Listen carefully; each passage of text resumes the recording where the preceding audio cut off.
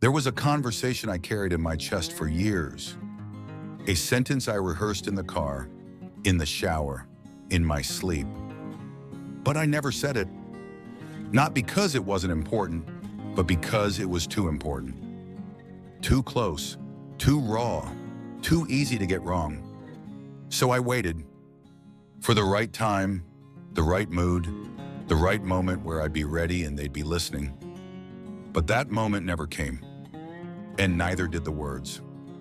I told myself next week, next holiday, next quiet walk together. But time slipped, as it always does.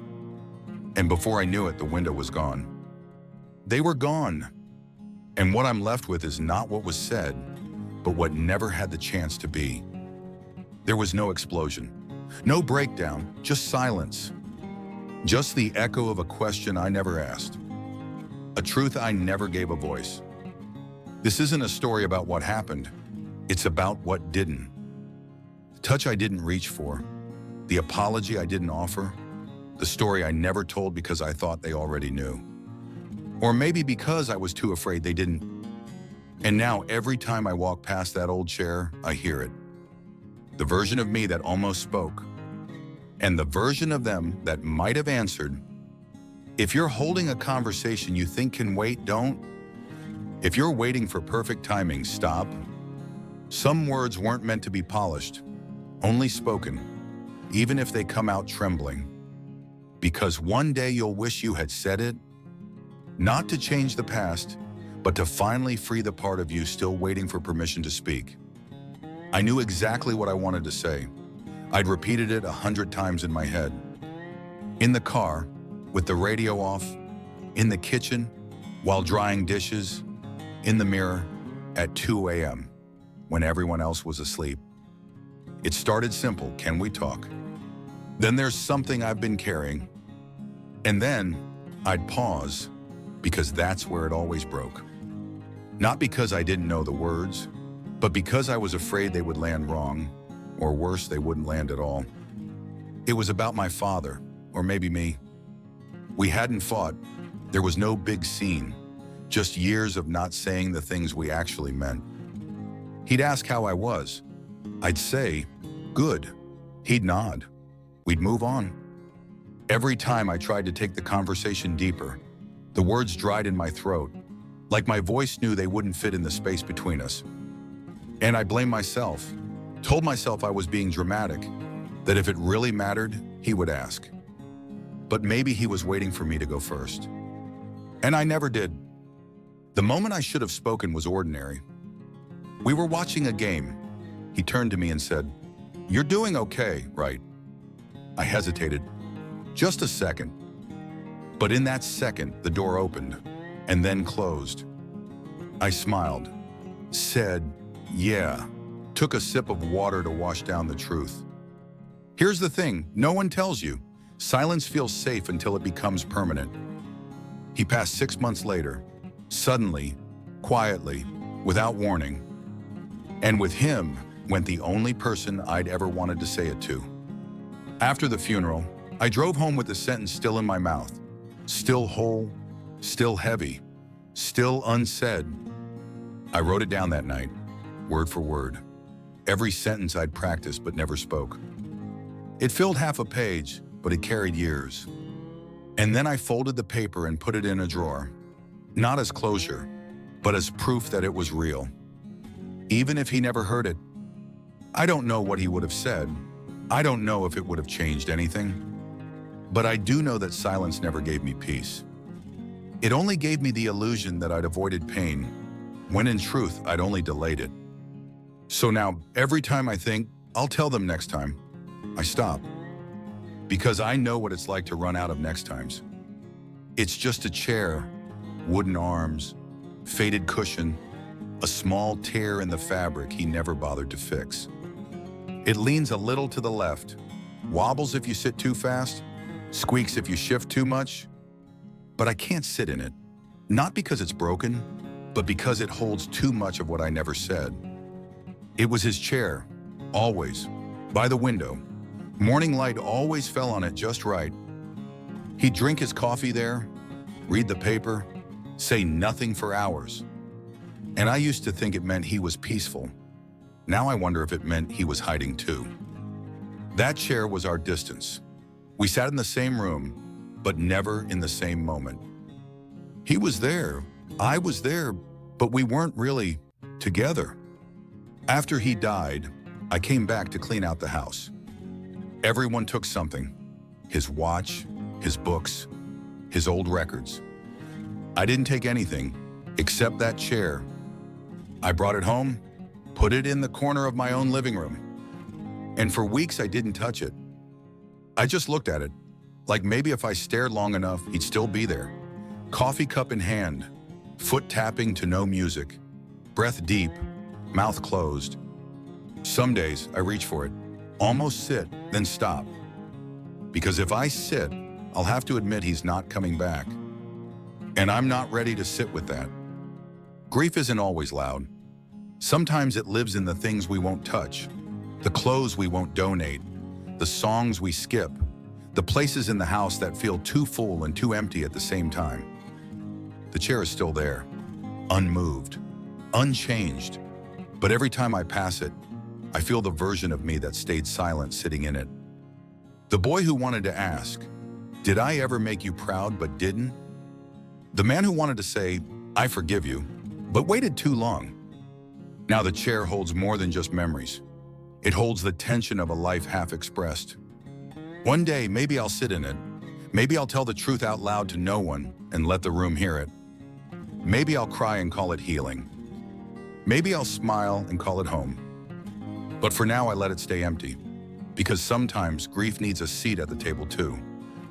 It's in the back of a drawer, folded, yellowed at the edges, written in ink that's slightly smudged from the night I wrote it. I've moved 5 times since then, but the letter has always come with me. I've never read it again. I don't need to. I remember every word. Because it wasn't written for the person it was addressed to. It was written for me. I wrote it the night after his funeral, when the house was too quiet, when I couldn't sleep, when everything inside me was louder than any grief I'd ever known. I sat at the kitchen table and wrote like the page was the only one that would listen. It started simply, "I wish I had said this sooner." Then came everything I never said while he was alive. The thanks, the questions, the apologies I was too proud to speak. I wrote about the day he came to my school play, but left before it ended. How I smiled and told everyone I didn't care, but cried when no one was looking. I wrote about the summer he worked late every night, how I waited by the window just to say goodnight, how I stopped waiting after the 6th night in a row. I wrote, "I know you were trying, I know life was hard, but I was there, and I needed more than your effort. I needed you." I wrote until my hand cramped, until the page was full, until something inside me finally felt heard. Then I folded it, carefully, like it was sacred. Like letting it exist outside of my chest was the closest I'd ever get to forgiveness. I never sent it. There was no one to send it to. But I carry it, in drawers and bags and pockets of memory that still ache on quiet nights. Some people say you have to let go to move on. But I think sometimes you have to carry it just long enough to know you survived it. I could burn the letter, tear it up, release it. But I don't want to, not yet. Because that letter isn't about closure, it's about truth. And truth doesn't always need to be spoken to matter. It just needs to be held, acknowledged, witnessed, even if only by the one who wrote it. So no, I never sent the letter, but I carry it. And maybe that's a kind of healing too. He never asked me to apologize, not once. Not after the silence, not after the missed calls, not after I forgot his birthday. Or maybe not forgot, just avoided. Because remembering would mean remembering how far we drifted. We never argued, never raised our voices. We just stopped talking. Not in anger, but in quiet resentment, in a mutual agreement to keep it safe by keeping it surface. I thought he didn't notice. I thought if it didn't bother him, why bring it up? But now, years later, I see it in his eyes in old photos.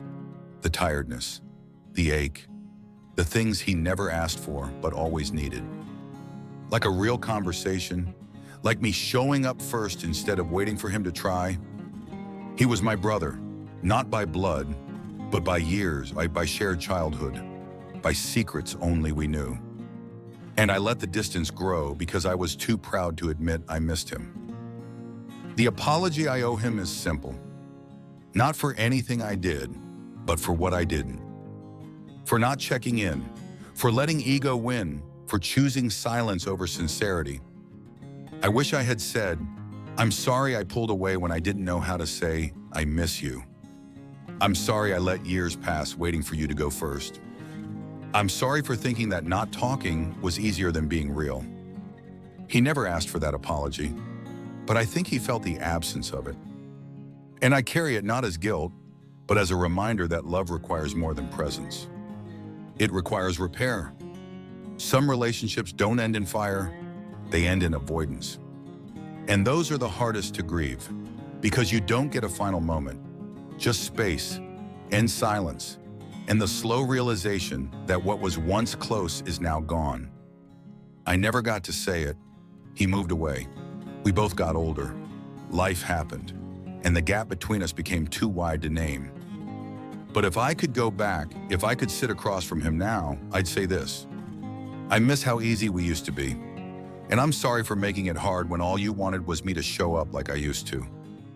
And maybe he would have smiled. Maybe he would have said, "I missed you too." Or maybe he would have said nothing. But sometimes the apology isn't about getting a response.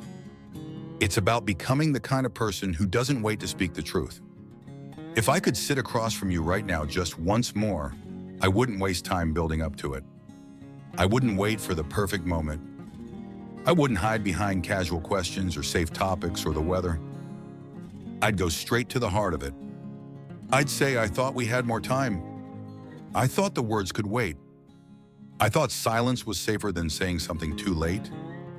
But I was wrong, and I carry that every day. Not as punishment, but as presence. A reminder that conversations matter even when they're messy, especially when they're messy. I would tell you, I remember the way you held your coffee mug with both hands, how you always paused before answering like words were something sacred. I'd tell you I noticed when your voice cracked on certain names, when you looked away during old songs, when you sighed instead of speaking. And I would say, I'm sorry I didn't ask what that sigh meant. I'm sorry I let fear keep me quiet. If I still could, I'd ask you, what do you wish I knew but never asked? What truth did you carry in silence because you thought I wouldn't understand? I wouldn't try to fix anything. Just hold it, let it be, let you be, and let myself be seen too. I'd say thank you for showing up, even when I didn't. Thank you for your patience with a version of me that was too scared to be real. Thank you for loving me quietly. If I still could, I would hold your hand, not to say goodbye, but to say I see you now. And maybe you'd squeeze back. Or maybe you wouldn't. But either way, I would speak. Because now I know words left unsaid don't disappear. They echo, inside, quietly, relentlessly, until we find a way to give them breath. So this is me, finally breathing. Finally saying what should have been said years ago. Not to change the past, but to live the future without a stone on my chest. I can't go back, but I can whisper it now into a room that no longer holds you and trust that somehow you'll hear it anyway. I used to think that if the words weren't spoken to the person who needed to hear them, they didn't count. But now I know sometimes we speak for the version of ourselves that never got the chance to be honest. I didn't say it when I had the chance. I waited, I stalled, I made excuses. And then the moment was gone. But the wait, it stayed, quiet, heavy, familiar. For a while, I tried to outrun it, filled my day, stayed busy, kept it tucked in the drawer with old photos and folded letters. But it found me anyway, in music, in dreams, in the way I paused before answering simple questions. Until one day I stopped running. I sat down, and let the words come to me, not for anyone else, just for me. I miss you. I'm sorry. You mattered more than I said. You hurt me, but I still loved you. I needed more than you gave, but I know you gave what you could. They didn't need to hear it. I did. Because forgiveness isn't always about reconciliation. Sometimes it's just a soft exhale you give yourself after holding your breath for years.